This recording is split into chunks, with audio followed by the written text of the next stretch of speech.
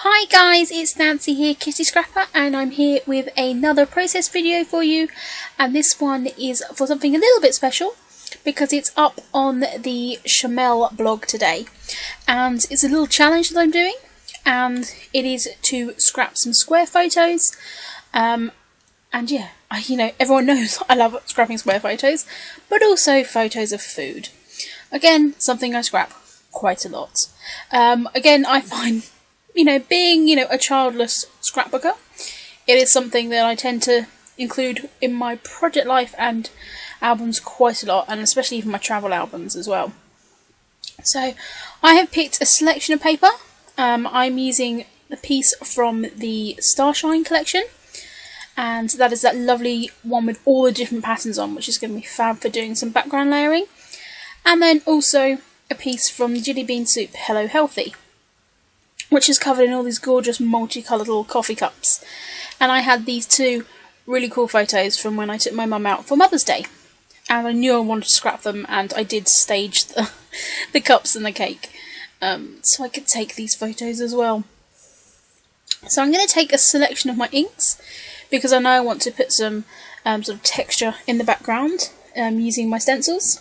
I'm going to be mounting this whole layout on that navy blue cardstock, so I have just mounted my photos up on that as well, which just picks up that willow pattern in the cups.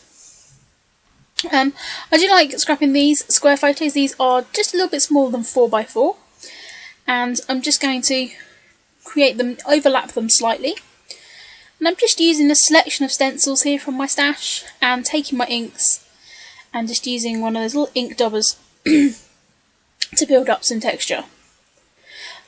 I know lots of people use these with texture pastes and things like that, but I'm far too impatient to wait for them to dry. So I just use them with my inks, just to create some subtle texture. This one is a little doily one, and it does create a really nice texture, and the doilies I thought went quite well with kind of coffee shop sort of afternoon tea kind of thing. So I'm just using, I think that's a Stampin' Up ink there, on that. This small polka dot one is a favourite of mine, and I do use it quite a lot on my layouts. So once I've added that background texture, I did just mark around my photos as well, just so I don't end up covering up too much, because if you've watched any of my videos, you'll know that I tend to do a lot of background stamping and texture, and then end up covering most of it up. Here I'm just taking out some stamps from Kelly Perky, and these are the coffee date ones, and they do go as planner stamps, so they are a nice small size. And I'm just using my cracked sapphire distress ink just to stamp these down, and again that just adds some texture. As you can see though on the camera, it does, you can see them, it's little coffee beans and a little circle that says coffee date. I'm going to add one of my favourite mists, which is my Tattered Angels Route 66, and it's a beautiful little concrete grey, and I'm also adding some Heidi Swap teal on there as well. As I said, these are kind of my two sort of go-to mists.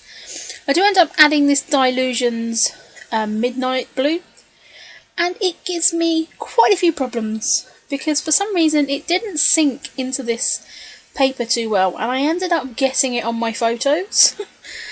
So I do end up having to reprint my photos, which, isn't a problem because I print my photos at home anyway, but it's something I need to remember when I'm using that mist in the future. Just need to test it, just to check that it actually sinks in the paper okay. So as I said, the fab thing about that paper is it's got lots of different patterns and designs on it, and it's going to be perfect for just layering behind these two photos. So I'm just going to vaguely stick my photos down where I think I want them, and start to bring out my cluster design. Again, I'm going to cut a couple of these pieces down, just so I'm getting my full use out of them. I don't want to waste any of them. And that's a lovely cream with black stars. And again, these papers actually work really well with the Hello Healthy from Jelly Bean Soup. A lot of the colours that you managed to pick out were the same. So I'm just starting to cut my little bits and pieces out. And this is something, again, if you watch my videos or you know, if you're not new to me, I do quite a lot. I just cut and stick, cut and stick. Try not to overthink too much my placement, because otherwise it can then become a little bit of a chore. So I'm just going to build up that cluster around these photos, and I'm going to keep my embellishment pretty simple on this layout, because there is so much colour in that background, and I really want these, you know, photos to pop.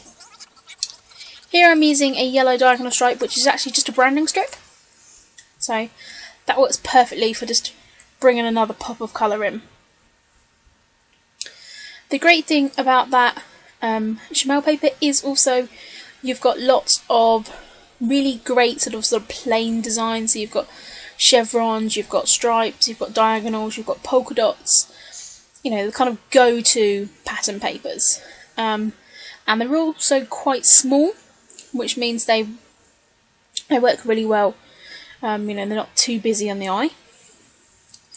So I'm just starting to go through the embellishments. I do have a few pieces from the embellishment pack from the Starshine collection. So I'm just looking to add a few of these in. There's a little scalloped border. And there's also some arrows. So I'm just going to look around here and, again, just stick it down. I'm not worrying about it too much. And so this layout took me about 40 minutes because I did have to reprint my photos, which was kind of a happy accident because I ended up just then sticking them up. I didn't end up trying to peel off the old photos because I thought I was bound to rip the page somehow. So what I did is I just popped that up on some 3D foam, and that actually worked quite well, one of those going up on 3D foam. So that was quite cool. Happy accidents, that's what we like. So I tend to use my wet glue and my ATG glue, which I can pick up quite easily, which doesn't mean there's too much problems when picking up layers and changing my mind on how I want things to look. I'm kind of going for a little bit of a diagonal cluster just to kind of bring your eye down, you know, down to those two photos, and just overlapping them on that slightly sort of jaunty angle also helps bring, you know, the eye down. The little square pieces, again, just tucking those in and around because I do know that I'm going to end up putting my title down there in between the two photos. As I said, at this point I'd realised that I had some of that blue, midnight blue ink on my hands, and I was sort of transferring it around on my photos. So I kind of knew at this point I was going to have to reprint them. I also looked through my Flare stash. Flare have been a little bit absent from my layouts recently, but I have pulled them out of my stash and had this one that said yum, which went perfectly to the picture of the carrot cake there. Also within the Hello Healthy collection there was some wood veneers, and inside that was some little coffee cups, and of course these echo the coffee / tea cups. They're on that background paper, so I'm going to add one of those to 3 different points on the layout. I'm then going through my sticker books. This is from a Shimelle sticker book, The True Stories, and I'm just going to pull off little bits of this just to help ground my layers where I'm going to be putting those little wooden coffee cups. And again, I do keep these wood veneer blank, but of course you can add some colour to them as well. And say wood veneers take mist and ink really, really well. So I'm now starting to get my sort of basic clusters together, and from the first Shimelle collection I've been keeping this sticker which says drink tea and eat cake. Well, of course this is not tea, this is a cup of coffee, but I knew I wanted to try and use it because I've been saving it for the perfect layout. And I don't tend to drink tea too much, so I'm not sure what I was saving it for. But I decide I can bring it into this cluster and then use one of those arrows to cover the word tea. And again, the colours in this work perfectly with the greens and the orange cups on the background paper. So it all ties in brilliantly. So I'm just going to cut that arrow, and this is from the die cut pack from the Starshine collection, and just going to stick that over there. And you're going to be pointing to the coffee cup, so it's not going to look too, you know, obvious that I've covered a word up there. So I do quite a lot of fiddling with my layers here. I try not to, but yeah, sometimes you're just kind of looking for the perfect thing. So I'm just flicking through paper pads that I've got here, and I know that I'm going to want a space to do a little piece of journaling on. And because I've added so much kind of colour to the background, it's going to be a little bit hard to write on there. I could possibly do some writing under where I'm going to put the title, but I am just going to use that piece just to, again, bring in another layer, but also be a kind of clear space for me to do some journaling. And I'm quite happy on my layouts to do journaling on a couple of the parts of it, especially if you're kind of breaking up for like different parts, so maybe where I went, and then what we ate, what we felt about it, those kind of things. So once I fiddled around with that, as I said, there was lots of fiddling with this layout. I think I was put off slightly by the fact that I'd got ink on my photos. So I'm just going through here to see if there's any other bits and pieces that I can add, or if I want to sort of start thinking about my title. I do find 6x6 pads, as I said, are fab because they are smaller designs, but that piece of paper, which was 12x12, had lots of smaller designs on. So I've just pulled out that green chevron piece, and that's just going to fill that gap there that I created by adding that journaling piece. And as you can see, I've covered up a lot of that background texture, but there's still little bits and pieces peeking around. So I feel like I'm happy with how things are now, and this is where I'm just adding on my photos, because I just cut the video there so I could go and reprint them. And as I said, I print at home. These are just printed on 4x6 paper and just printed through my phone app, and they worked really well. This one I'm just going to stick over there because it's going underneath that one, and just that little bit of height really works. So just covering up that word tea and having the arrow pointing to the coffee, and then there's another arrow pointing across to the cake. I am just using a few little more bits of pop dots just to pick up that arrow where it's laying over that photo. And I'm also going to just use my wet glue to stick down those wood veneers. And I find that wet glue, you know, sticks them down fine. I'm also just sticking down that flare. And I said that is an old flare. I'm not even sure where that came from. It's been in my stash a while. Maybe Studio Calico kit, maybe Lawn Fawn, I don't know.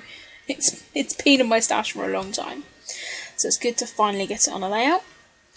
I wanted to add a date onto here, and I did pick up that chipped sapphire ink, so I've just inked that over, stamped it over a few of the layers. I know my title's going to go above there as well. When looking to put the a title on, I didn't have any navy blue thickets.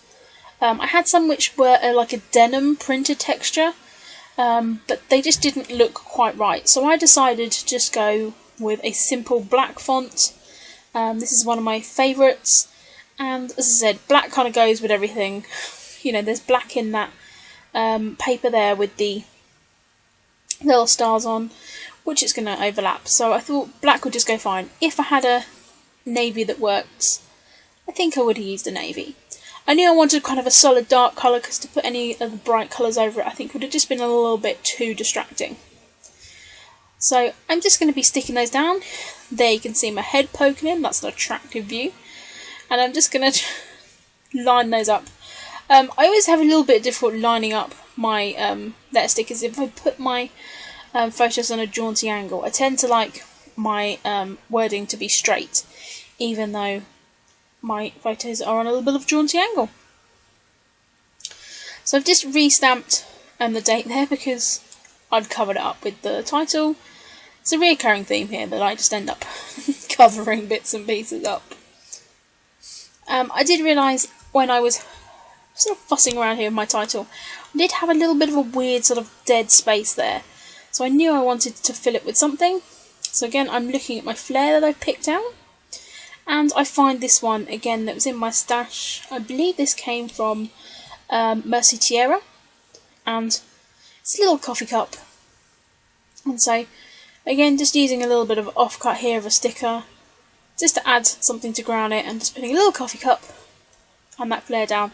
And again, that makes that, you know, triangle embellishments, which just helps frame the photos. So I'm just sticking that up on some 3D foam. So that is really it for this layout. I'm not going to add much more.